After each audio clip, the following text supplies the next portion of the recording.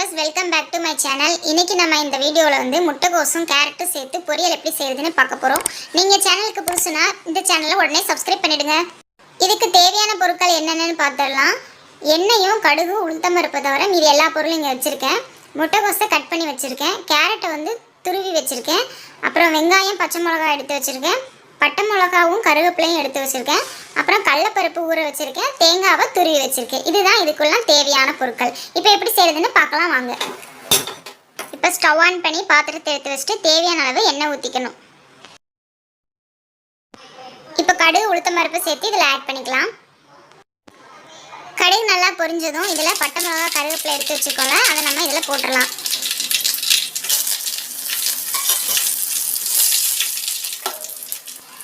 நீல வாக்கில் கட் பண்ணி வச்சுருக்க பச்சை மிளகாய் இதில் ஆட் பண்ணிக்கிறோம்.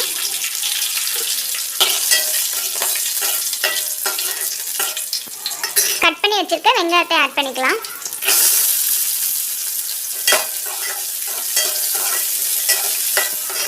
கொஞ்சம் உப்பு ஆட் பண்ணிக்கலாம்.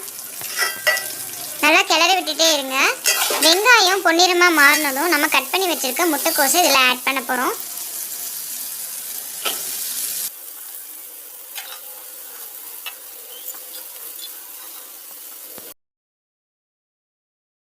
இப்போ தேவையான அளவு உப்பு, தண்ணி, அப்புறம் ஊற வச்ச கடலைப்பருப்பு எல்லாத்தையும் சேர்த்து நல்லா கிளறி விட்டு ஒரு மூடி போட்டு மூடிட வேண்டியதுதான்.